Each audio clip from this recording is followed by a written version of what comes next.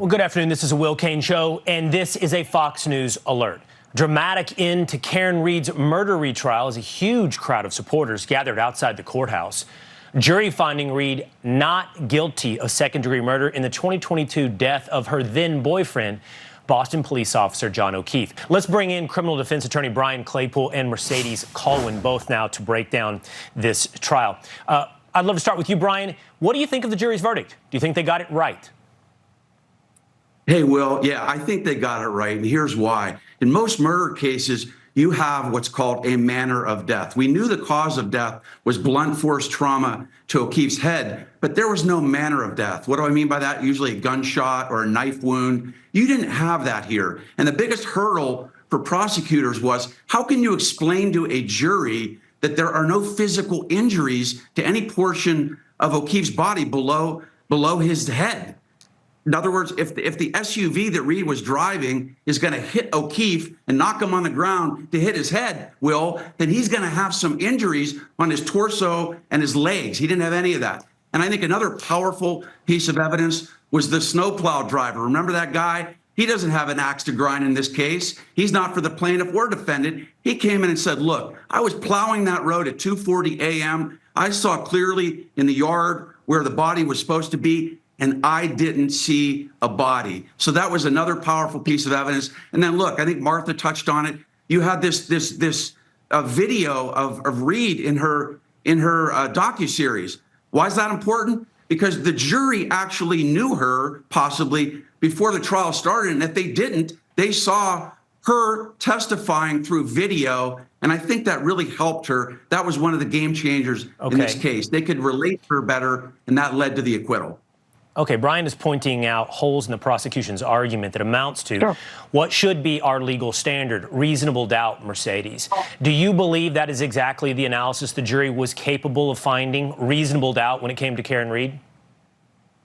There's no doubt, Will, because when you look at number one, the medical examiner could not actually testify about the manner of death. That's the Commonwealth's key witness. That was the medical examiner. No axe to grind. Yet exactly had Brian pointed out, the manner in which O'Keefe was died was not, other than the blunt force trauma, but the manner in which he died was not able to be articulated. That's very much key. And the other very key issue that was brought out very effectively by the defense is the fact that law enforcement officer Proctor, this is the one who was the lead investigator, his memos were actually read to the jury. They were, we're going to get her. She's a whack job. All of the types of memos that you don't want to have written by law enforcement. You certainly don't want to have that done by a lead investigator.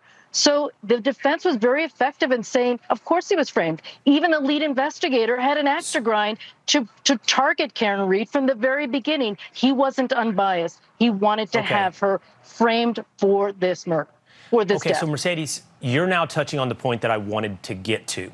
And that is, while appropriately our legal standard is reasonable doubt, it is a difficult concept actually for everyone to wrap their minds around. I'm a lawyer. I grew up around lawyers. You're both lawyers. We're trained to think analytically and try to plug in the holes and see if they have satisfied the standard of reasonable doubt. But the truth is, most people make their decisions based upon stories. And I've learned this by being overexposed to lawyers throughout my life. So I want to ask you both. We see how powerful the story of being framed is to the people outside the courtroom. What I'm curious from both of you is, how powerful and important is the alternate story? Not reasonable doubt, but an alternate story of Karen Read being framed to those jurors. I'll go to you first, Mercedes.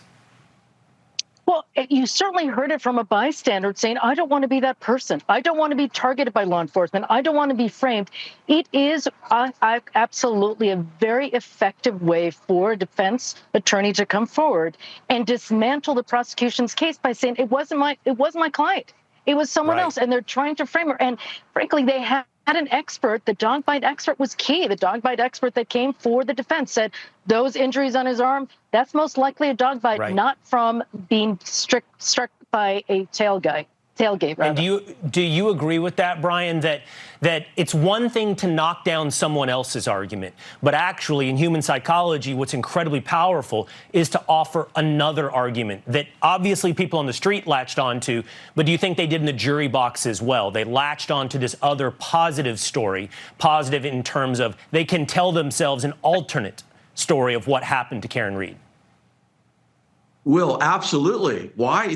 There was already a docuseries on Netflix about this. So you're going into the second trial, and like you said, there's already a 4-episode story, a backstory that's gone on with Karen Read. So when this trial started, a lot of these jurors probably already knew what the backstory was. It's David versus Goliath. Everybody wants to be part of that. Everybody wants to be on David's side, and that was Karen Read. She's up against law enforcement. They failed to really conduct any interviews of anybody inside the house. There was alleged tampering with evidence, evidence missing, evidence allegedly framed or staged on the yard. You had all of that going on. Then on top of that, Will, you had a woman who's just like a lot of the people outside of the front of the courthouse. She has no prior criminal history. She's a working professional, and she comes across like a good old neighbor of everybody out there. And that's the backstory that really led to, I think, this acquittal. One last point. I think Mercedes is right, Will. That dog bite issue was crucial because it came, and then the guy in the house got rid of the dog. Juries like those stories too. Right. And the point isn't to help us necessarily arrive at what's right or wrong or just or unjust, but to understand the way that we as humans make decisions in courtrooms and throughout our lives. We'll see, by the way, if a civil jury who only relies on a preponderance of the evidence feels the same way, but that's for a later date. Mercedes, Brian, great conversation. Thank you so much. Thanks for having us. Thanks.